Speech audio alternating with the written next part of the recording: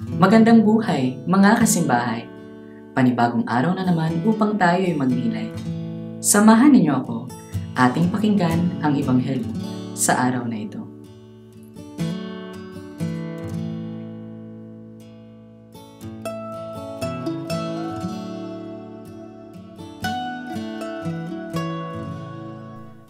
Ang mabuting balita ng Panginoon ayon kay San Juan.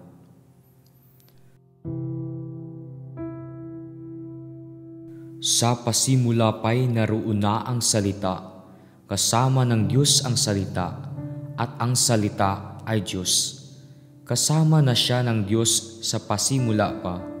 Sa pamamagitan niya, nilikha ang lahat ng bagay, at walang anumang nalikha nang hindi sa pamamagitan niya.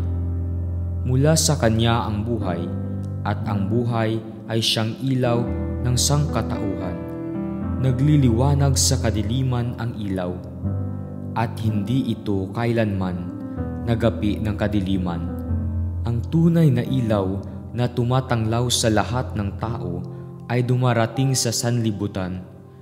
Sila nga'y naging anak ng Diyos, hindi dahil sa isinilang sila ayon sa kalikasan, ni sa pita ng laman o sa kagagawa ng tao.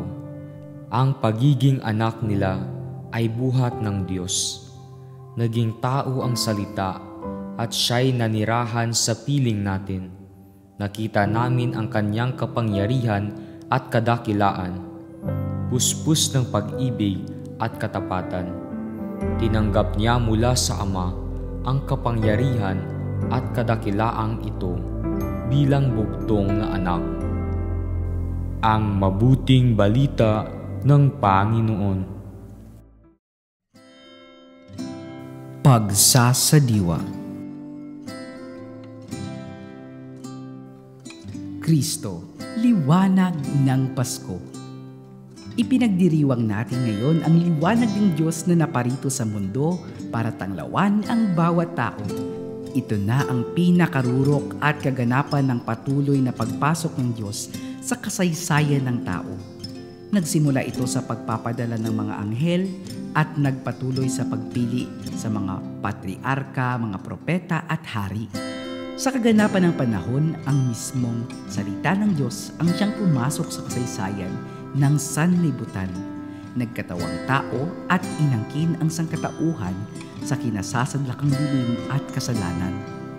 Lubos ang kagalakan ng langit. Lingid man sa mata ng mundo, maiiba na ang takbo ng buhay ng tao. Aalisin na ang anino at dilim at makakakita ang lahat. Ang mga ito'y magkaroon ng kaganapan sa paglaki ng sanggol sa Belen, lalo't higit sa kanyang pangangaral at pag-aalay ng buhay. Gayunpaman, hindi pa tapos ang misyon. Ang liwanag ni Kristo ang kailangang tanggapin ng bawat isa sa lahat ng saling lahi.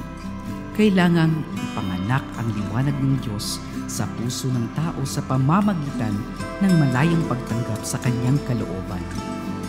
Ang liwanag ng Diyos ay naibabahagi na. Ang ating palagiang pagtanggap sa Kanya ang kailangan upang tayo'y maging konkretong tanglaw at inspirasyon sa sangkatauhan at higit sa lahat sa bawat pagdidesisyon natin sa buhay.